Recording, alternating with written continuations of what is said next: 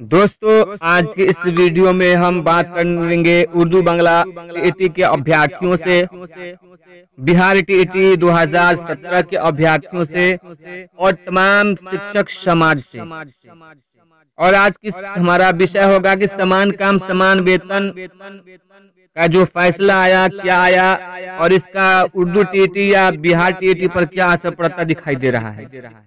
दोस्तों, समान काम समान वेतन नहीं मिलने पर पूरे बिहार के 4 लाख शिक्षकों में आक्रोश है। राजनीतिक दबाव में सुप्रीम कोर्ट ने दिया फैसला, बिहार शिक्षक संघ करेंगे नीतीश कुमार के खिलाफ, बचे 16 सीटों पर वोट। और समान काम समान वेतन के मामले में विपक्ष ने क्या कहा? तेजस्वी प्रसाद यादव, निशा भारती, जीतन राम मांझी वगैरह ने क्या कहा है? और जदयू के एमएलसी नीरज जी का समान काम समान वेतन पे एक बयान आया है, जिसमें उन्होंने कहा है, यदि शिक्षक सुप्रीम कोर्ट के निर्णय का अवमानना या विरोध करते हैं तो पुनः शिक्षकों को स्कूल से सड़क पर ला दूंगा। ये चेतावनी उन्होंने दिया है, शिक्षकों को वार्निंग दिया है। उसका अगर आप विरोध करते हैं तो आपकी नौकरी से बर्खास्त किया जा सकता है, कहने का मतलब है। तो लिहाजा वीडियो को पूरा आखिर तक जरूर देखिएगा। वीडियो को शुरू करने से पहले मैं गुजारिश करता हूं कि अगर अभी तक आपने हमारे चैनल को सब्सक्राइब नहीं किया है तो सब्सक्राइब करके बेल आइकन को दबा लें, ताकि हमारे आने वाले लेटेस्ट वीडियोस का नोटिफिकेशन आपको मिलता रहे। दोस्तों, समान काम समान वेतन पे बिहार सरकार, मोदी सरकार ने शिक्षकों को विरोध किया और समान काम न मिले, समान काम का समान वेतन न मिले, इसके लिए कोई कसर नहीं छोड़ा। दोनों सरकारों ने सुप्रीम कोर्ट में अपनी खोखली दलीलों के जरिए से 4 लाख शिक्षकों को अपमानित करने का काम किया है। शिक्षा और शिक्षकों को देने के लिए मोदी और नीतीश सरकार के पास पैसा नहीं है, पर अंबानी का 3,500 करोड़ का कर्ज माफ कर दिया गया। जिस शिक्षा व शिक्षक के लिए सरकार की सोच पता चलती है कि इसके शिक्षकों के लिए और शिक्षा व्यवस्था के लिए बिहार सरकार क्या सोच रही है।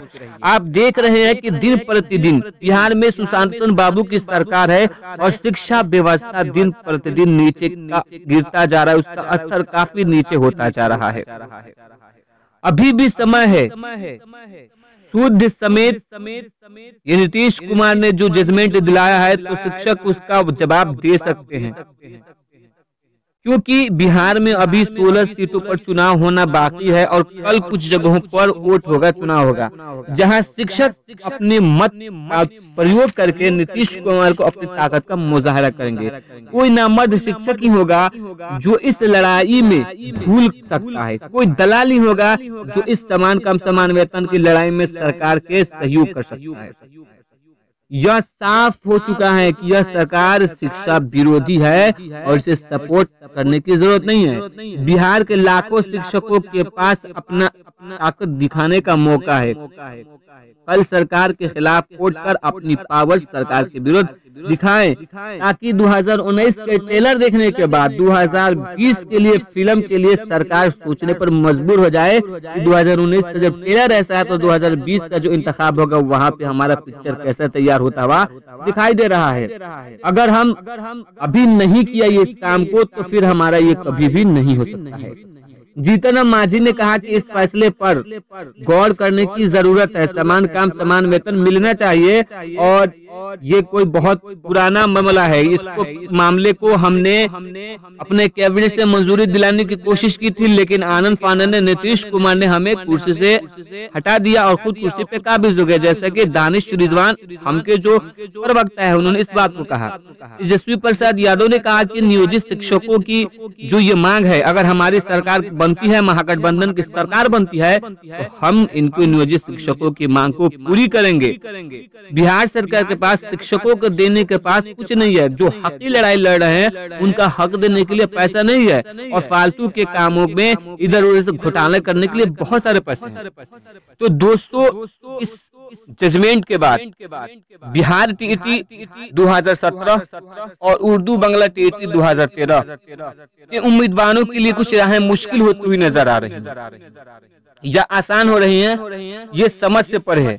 लेकिन इतना बात जहां तक हमें समझ में आ रही है कि नीतीश कुमार अपने राजनीतिक फायदों के लिए वो किसी हद तक भी जा सकते हैं। पिछले 6 सालों से उर्दू बांग्ला टीटी उम्मीदवारों के साथ आंख मिचोली का खेल खेला जा रहा है। कभी HRD तो कभी सुप्रीम कोर्ट, कभी हाई कोर्ट, कभी ओपिनियन, पता नहीं किन किन बहानों से। और HRD मंत्रालय 7 फरवरी को लेटर गया, लेकिन अब तक उसका जजमेंट नहीं आया। जब आचार संहिता में हाईकोर्ट का जजमेंट आ सकता है तो फिर HRD से उर्दू बांग्ला अभ्यर्थियों का लिटर क्यों नहीं आ सकता? ये सवाल पूछने लायक है। और मैं अपने तमाम दोस्तों से गुजारिश करूंगा कि जो भी आप वोट करें, काफी सोच समझ के वोट करें। और मैं इस लड़ाई के लिए 2017 बिहार टीटी के अभ्यर्थियों से भी गुजारिश करूंगा, रिक्वेस्ट करता हूँ, निवेदन करूंगा कि आप सभी शिक्षक का साथ एक साथ हो, चाहे वो बिहार टीटी 2017 हो या उर्दू बांग्ला टीटी 13 के अभ्यर्थी या समान काम समान वेतन के अभ्यर्थी हैं। ये सभी लोग पेशे से सभी शिक्षक हैं और हमें एक दूसरे की जज्बात को समझने की जरूरत है।